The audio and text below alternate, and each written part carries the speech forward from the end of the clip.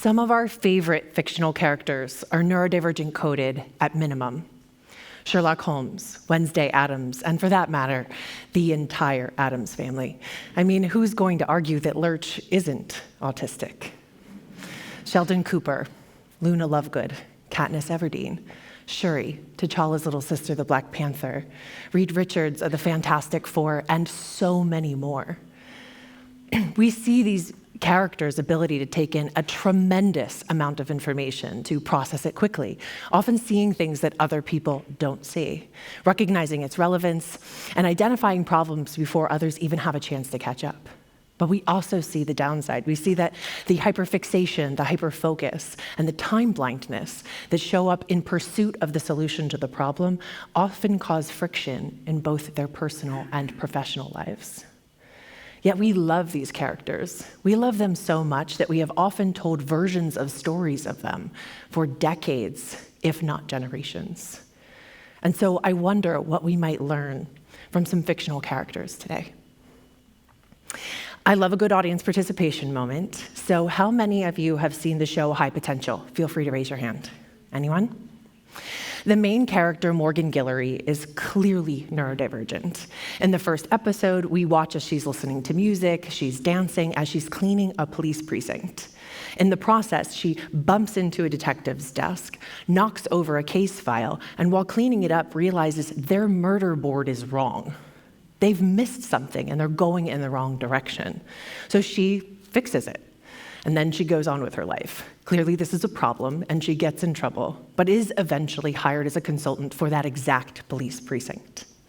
Like Morgan Guillory, I can relate to her character, because like her, I can be found listening to music and dancing and even singing when doing things and accomplishing things in my life, especially when I'm doing something I don't want to do in order to bypass my executive dysfunction.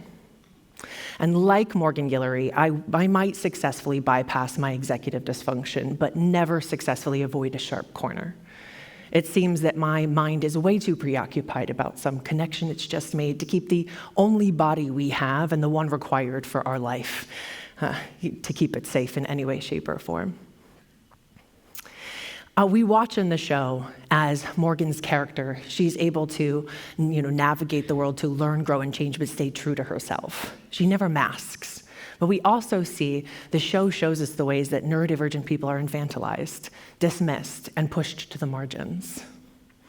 And we watch as Morgan's character with her partner, Kardec, the police officer they partner her with, they learn that they are much more successful together.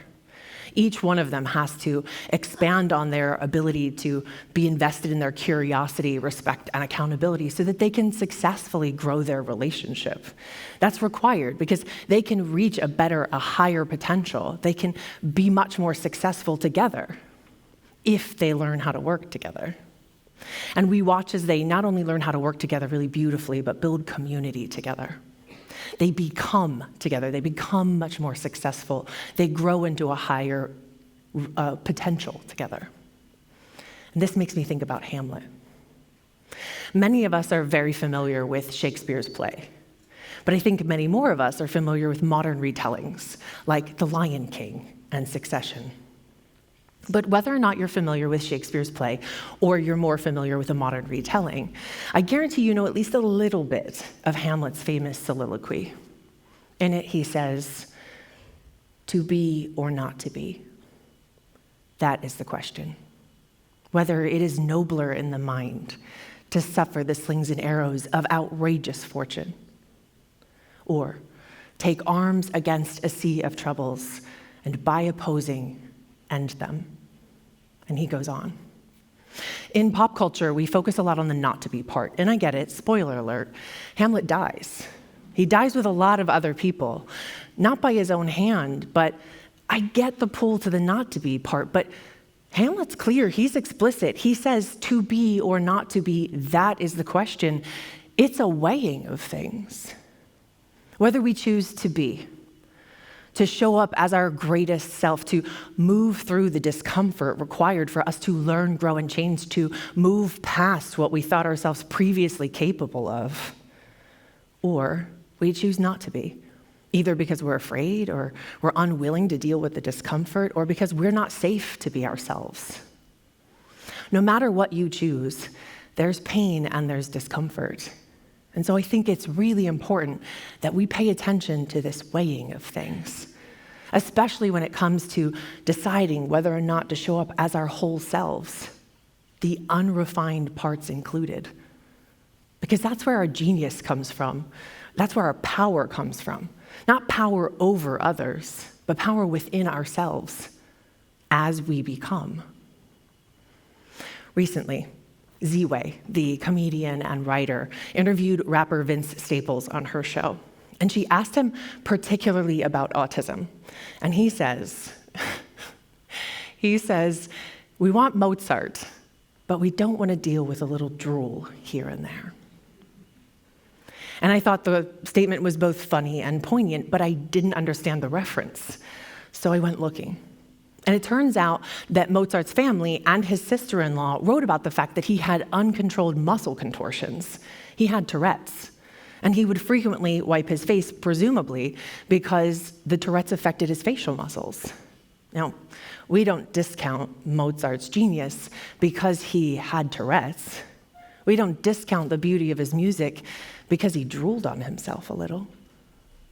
But I wonder how often we take time to consider our full humanity, to make room for our full humanity and others, to recognize that it is our diversity, it is our uniqueness that makes us more successful both individually and collectively.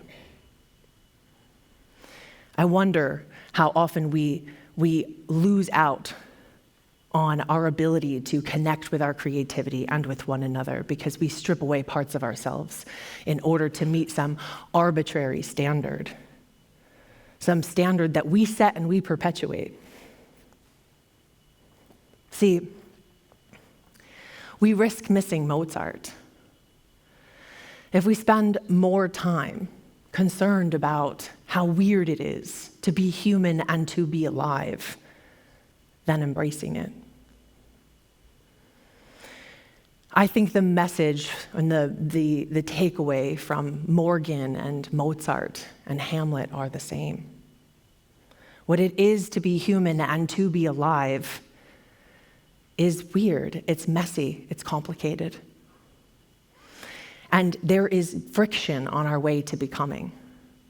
We simply need to be willing to be courageous enough to figure out how to be together in real life in a way that we have yet to imagine or even begin to manifest in real life, but we desperately need to. And our starting place might be found in the stories we tell about the fictional characters we have loved for generations. And those fictional characters are also often quite divergent. Thank you.